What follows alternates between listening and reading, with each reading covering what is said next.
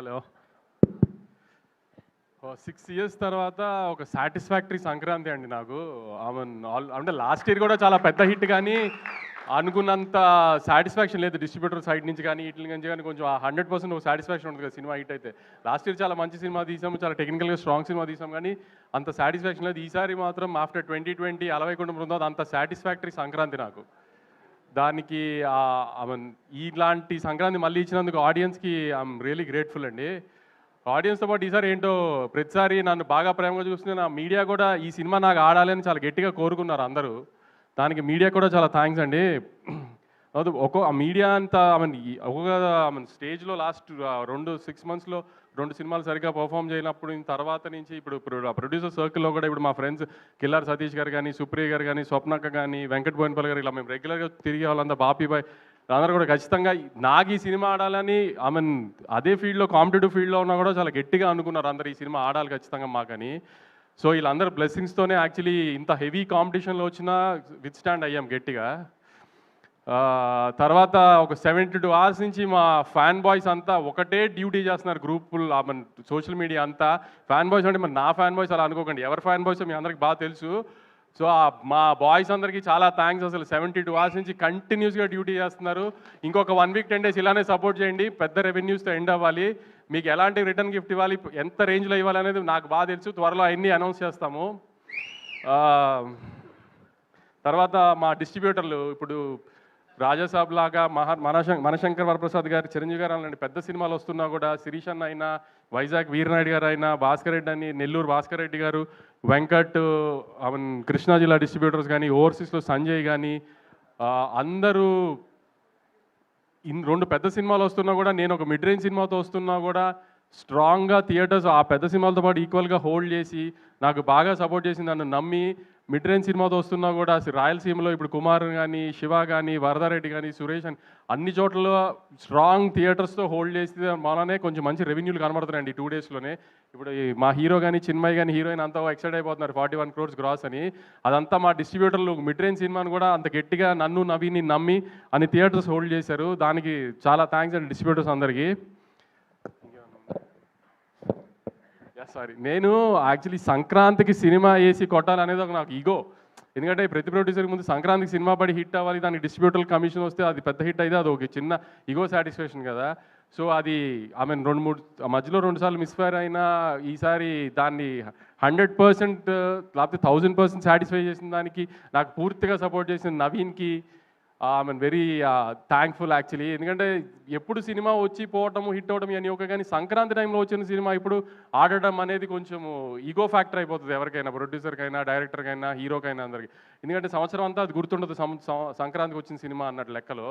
So అందుకని ఆ టైంలో హిట్ కొట్టడం అనేది చాలా ఇంపార్టెంట్ అందరికీ. సో నా ఈ 2026 జర్నీ సక్సెస్గా స్టార్ట్ అవడానికి దానికి నాకు చాలా హెల్ప్ చేసిన నవీన్కి ఐఎమ్ రియలీ థ్యాంక్ఫుల్.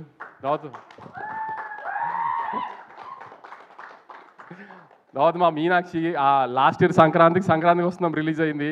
దాని తర్వాత నుంచి ఈ సినిమాలో పెట్టినప్పటి నుంచి నవీన్ తన మూడు ప్రకారం ఆన్ అండ్ ఆఫ్లో షూటింగ్ చేస్తాడు. నువ్వు ఏ సినిమా ఒప్పుకోవద్దు, ఎందుకంటే సడన్గా డేట్లు అడిగితే మళ్ళీ ఇబ్బంది అవుతుంది అని ఆపితాన్ని పాపం ఏం సినిమా చేయనివ్వకుండా ఖచ్చితంగా సంక్రాంతికి హిట్ ఇస్తాము, నువ్వు టెన్షన్ పడకు, నువ్వు ఏం సినిమా రిలీజ్ లేదని టెన్షన్ పడకండి. నువ్వు నాకు 1 year అంతా రిలీజ్ లేదు, ఇది రిలీజ్ తినేసేది బుర్ర నన్ను వెంకిని.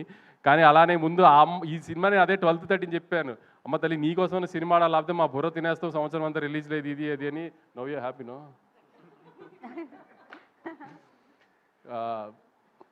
చిన్మయ్ మారి డైరెక్షన్ దగ్గర ఎక్కువ ఫీల్డ్లో ఉండేవాడు, కానీ క్రియేటివ్ స్పేస్లో సీన్ల దగ్గర ఇదంతా చిన్మయ్తోనే డిస్కస్ చేసేవాళ్ళు. ఏమైనా డౌట్ ఉన్నా ఏదైనా నవీన్తో పెట్టుకుంటే డిస్కషన్ మొదలు పెడితే ఒక చిన్న బిట్ గురించి 2-3 గంటలు మాట్లాడతాడు. అంత ఓపిక ఉండేది కదా నాకు ఫోన్ పట్టుకుని మాట్లాడడానికి. అందుకని చిన్మయ్తో డిస్కస్ చేయాలి. చిన్మయ్ అని చిన్న డౌట్లు ఉన్నా చిన్మయ్కి చెప్పి ఇది ఎడిటింగ్ కానీ లేకపోతే సీన్లో ఇది యాడ్ చేయడం కానీ ఇదే అది అని. Chinmay was very supportive last 1 year నుంచి. ఎందుకంటే నాకేం డౌట్ ఉన్నా తనకి చెప్పేవాడిని ఫస్ట్. సో ఆ సెన్స్లో ఆల్మోస్ట్ నాకు తను డైరెక్టర్ సినిమాకి. మారి ఎక్కువ ఫీల్డ్లో ఉండేవాడు, ఫీల్డ్లో పెద్ద నేను వెళ్ళి వాళ్ళని అడిగేదే ఉండదు కాబట్టి ఆవిడ్ రూమ్లో ఉన్నప్పుడు ఎక్కువ డౌట్లు తను అడిగేవాడిని. సో తను కూడా అసలు నేను అదే చెప్పాను, ఈ సినిమా హిట్ అయితే నేనే లాంచ్ చేస్తాను సినిమా, నేను డైరెక్టర్. కానీ తర్వాత నేను ప్రీ రిలీజ్ ఇంటర్వ్యూలో మన గ్రేడాంధ్రమూర్తి గారికి ఒక ఇంటర్వ్యూ ఇచ్చినప్పుడు నేను చెప్పాను, నేను లాస్ట్ 2 సినిమాలు సరిగ్గా ఆడలేదు కాబట్టి ఈ సినిమా నేను రిస్క్ తీసుకోదలుచుకోలేదు, అందుకే త్రివిక్రమ్ గారిని ముందే ఇన్వాల్వ్ చేసి సినిమా చూపించాను. త్రివిక్రమ్ గారు చాలా కాన్ఫిడెంట్గా సినిమా బాగుందని చెప్పారు. ఇది అంటే అవునా త్రివిక్రమ్ గారు స్టాంప్ పడిపోయిందా అని ఆయన స్టైల్లో ఏదో కాంట్రవర్సీ లాగడానికి ట్రై చేశారు. త్రివిక్రమ్ గారు సినిమా చూశారు, బాగుంది అని చెప్పారని నేను చెప్పిన తర్వాత త్రివిక్రమ్ గారు స్టాంప్ వేస్తే ఎలాంటి రిజల్ట్ ఉంటుందో చూశారు కదా ఇప్పుడు. సో ఆ మూర్తి గారు దాన్ని అడిగింది సెన్స్ వేరే సెన్స్లో అడిగారు కానీ నేను అంత కాన్ఫిడెంట్గా చెప్పాను. అందుకే త్రివిక్రమ్ గారు చూసింది చిన్న మేము అనుకున్నాయని చూసి త్రివిక్రమ్ గారికి లేదు ఖచ్చితంగా ప్రాబ్లం ఏం లేదు అనుకున్నాము అని చెప్పింది. అందుకే త్రివిక్రమ్ గారు స్టాంప్ వేస్తే నాకు అంత ధైర్యం సినిమా మీద. ఇదంతా జరిగిన తర్వాత కూడా యాక్చువల్లీ నేను ఆన్ ఫేస్ మాట్లాడేస్తాను కాన్ఫిడెంట్గా, ఇది ధైర్యంగా ఏదైనా ఓపెన్ ఎన్ని ఉన్నా కూడా 12th 13th మాత్రం చాలా భయపడ్డాను నేను. ఎందుకంటే ఎప్పుడు 2 బ్యాక్ టు బ్యాక్ ఫెయిల్యూర్స్ చూడలేదు వచ్చిన 10 yearsలో. సో 12th 13th మాత్రం నిజంగా నాకైతే అసలు మనిషిలా లేను, అసలు అంత స్ట్రెస్లో ఉన్నా.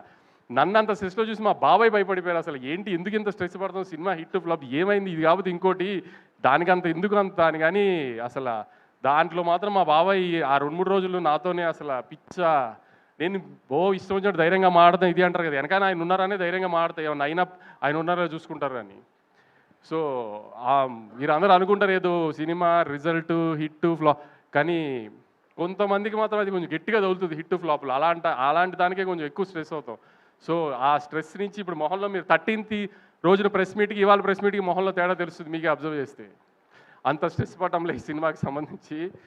తర్వాత సుధీర్ అని నాకు ఈ ఫీల్డ్లో బాగా హెల్ప్ చేసి ఒక మనిషి ఉన్నాడు. ఏంటి అనేది అంత డీటెయిల్స్ చెప్పలేను కానీ లాస్ట్ 10 years నుంచి నా వెనకాల నుంచి ఉన్నాడు. నేను ఏం చేసినా ఎలా చేసినా నాకు బ్యాక్ ఎండ్ అలా నుంచి ఉన్నాడు, బాగా సపోర్ట్ చేశాడు. అవుట్ ఆఫ్ ది వే వెళ్ళిపోతుంది ప్రతిసారి నాకు. సో అతను కూడా నాకు సక్సెస్కి తను కూడా చాలా ఇంపార్టెంట్, నాకు సక్సెస్ రావడం తనకి కూడా చాలా ఇంపార్టెంట్. అలా అన్ని రకాలుగా తను కూడా నాకు వెనకాల నుంచి ఈ సినిమాకి అంత సపోర్ట్ చేశాడు మొన్న 13th. Thank you Sudheer, thank you very much. తర్వాత మా రామ్ గారు నా పార్ట్నరు, మా ఇన్వెస్టరు, ఆయన కూడా హిట్లు వచ్చినప్పుడు కాదు వంశీ, ఫ్లాప్లో వచ్చినప్పుడే అదేం ప్రాబ్లం ఉండదులే, నేను వెనకాలే ఉన్నానని ధైర్యంగా ఉండి నాకు అందరికి సపోర్ట్ చేశారు వీళ్ళంతా. మా రామ్ గారికి చాలా థ్యాంక్స్.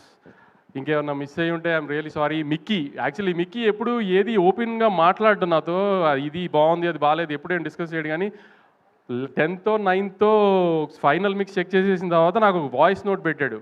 ఇప్పుడే 7-3 అంతా చెక్ చేసేసాను sir, I think we have a big winner on hand అని. ఫస్ట్ టైం మిక్కీ దగ్గర నుంచి అలాంటి ఒక వాయిస్ నోట్ కానీ అలాంటి ఒక జడ్జ్మెంట్ వినా నేను. తన పాట కూడా తను బాగుంది కదా, మీకు ఏం ప్రాబ్లం లేదు రిలీజ్ చేసేసి కదా అంటే యా సార్ అంటాడు. కానీ super sweet song, block buster song వేసేయండి బయటికి అలా మాట్లాడు. అలాంటిది మిక్కీ చెప్పాడు ఫస్ట్ టైం నాకు. దాని తర్వాత నాకు చమక్ చంద్ర ఈ సీన్లు మాత్రం కొన్ని ఇట్లా పాలిటిక్స్ దగ్గర వాకింగ్ సీన్ కానీ ఇది కానీ I really love them a lot. Yuvraj మీకు ముందే చెప్పాను, నా గుడ్ లక్ చామ్ యువరాజ్తో నాకు 2 కమర్షియల్ బ్లాక్ బస్టర్స్, ఇది రెండోది. ఇంకా తర్వాత మా టీమ్ మురళి కానీ నాని కానీ విఎంఆర్ కానీ నన్ను హింస పెట్టడానికి, నాకు సక్సెస్ వచ్చిన ఎంజాయ్ చేయడానికి అన్నిటికీ 12th 13th నేను పడిన హింసల్లో నన్ను ఇంకా హింస పెట్టడానికి మ్యాక్సిమం ట్రై చేశారు వాళ్ళందరికీ కూడా చాలా థ్యాంక్స్.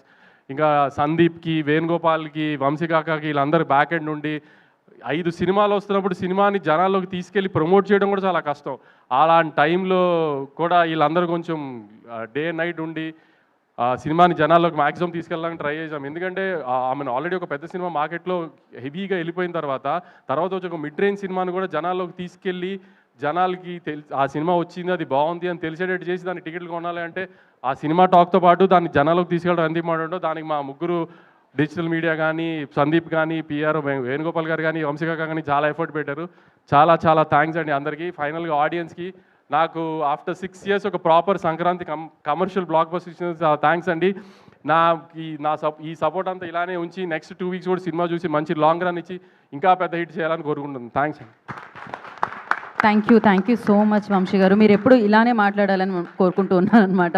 సో ఇంతే ఆనందంగా ఉండాలని మనస్ఫూర్తిగా కోరుకుంటున్నాం. అండ్